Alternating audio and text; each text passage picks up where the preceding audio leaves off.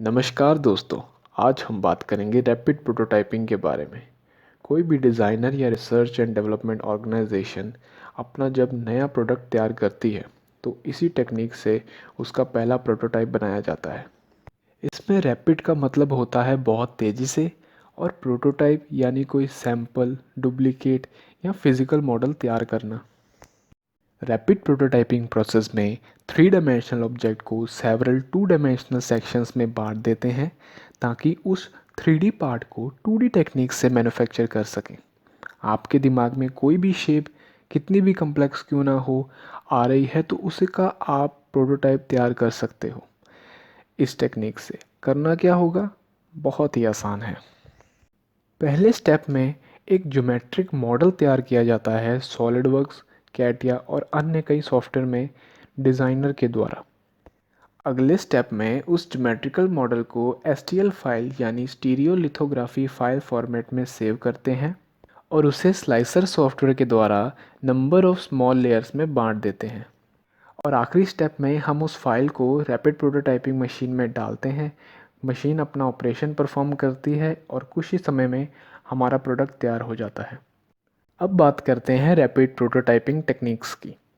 जैसा कि हम जानते हैं कि इस टेक्निक से हम दुनिया की कोई भी कम्प्लेक्स शेप तैयार कर सकते हैं, लेकिन आपको पहले डिसाइड करना होगा कि प्रोटोटाइप किस मटेरियल का चाहिए, उसकी सरफेस रफनेस कितनी होनी चाहिए, यानी उसकी brittleness, hardness, strength, elasticity, ductility कितनी चाहिए, और इसी से हम अपनी कॉस्ट और कौन सी टेक्निक यूज़ करनी है उसका अंदाज़ा लगा सकते हैं।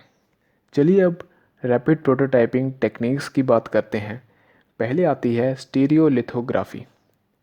जैसे हम एक एक ईंट रखकर इमारत खड़ी कर देते हैं, वैसे ही लेयर बाय लेयर हमारा प्रोटोटाइप बनता है।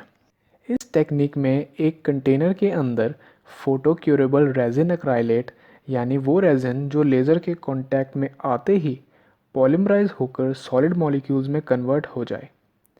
यह लेज़र बीम प्रोग्राम्ड एक्स और वाई डायरेक्शन में, यानी वही बांटे हुए 2D क्रॉस सेक्शन के मुताबिक लेयर बाय लेयर मूव करती है और उस लिक्विड रेजिन को सॉलिड में कन्वर्ट करके उसे फाइनल प्रोडक्ट की शेप देती है।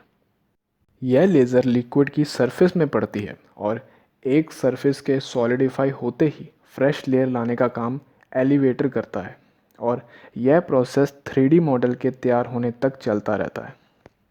बाद में इस प्रोडक्ट की स्ट्रेंथ को इंक्रीज़ करने के लिए ओवन में डालकर अल्ट्रावायलेट रेज से क्योरिंग और बीड ब्लास्टिंग से शाइनिंग प्रोवाइड की जाती है। आगे बात करते हैं सिलेक्टिव लेज़र सिंटरिंग की। SLS में लिक्विड रेजिन के बजाय पाउडर का यूज़ होता है और कार्बन डाइऑक्साइड लेज़र यूज़ होती है इस पाउडर को सिंटर करने के लिए लेयर बाय लेयर। इस प्रोसेस की खास बात यह है कि पाउडर मेटल और नॉन मेटल दोनों का हो सकता है, जिसे रोलर मैकेनिज्म से फ्लैट किया जाता है ताकि प्रोटोटाइप एक्यूरेट और प्रिसाइज बने। आगे बात करते हैं फ्यूज डेपोजिशन मॉडलिंग की।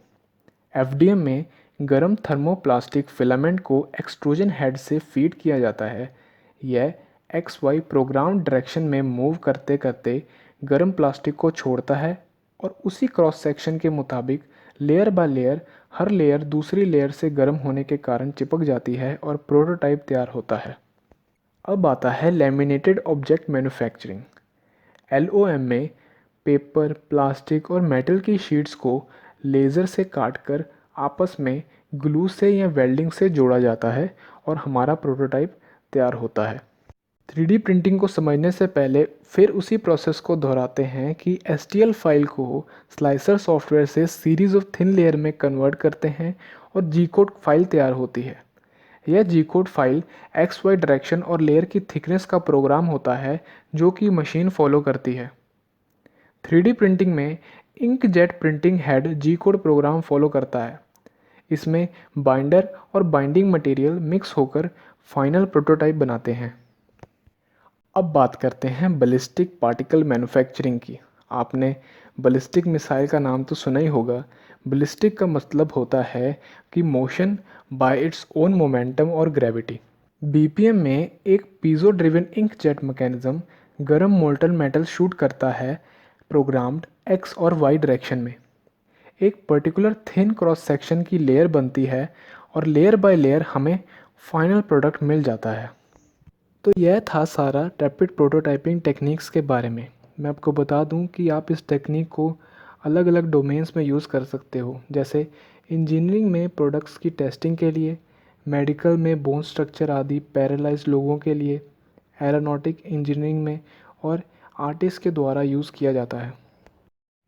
इस समय साइज़ ही इसकी एक बड़ी लिमिटेशन है, क्योंकि जितना बड़ा साइज़ होगा उतना ही टाइम लगेगा और उतनी ही बड़ी मशीन हमें चाहिए। लेकिन आने वाले समय में कितने बड़े पैमाने में इसका काम होता है, यह देखना मज़ेदार होगा। इंडिया में Indian Institute of Technology Bombay और Indian Institute of Science Bengaluru में साइंटिस्ट इसमें काफ़ी रिसर्च कर रहे हैं। So thank you everyone. I hope कि आपको ये वीडियो पसंद आई हो। अगर आई है तो इस वीडियो को लाइक और शेयर करो और इस चैनल को सब्सक्राइब करो। और आज के लिए हैव अ नाइस डे।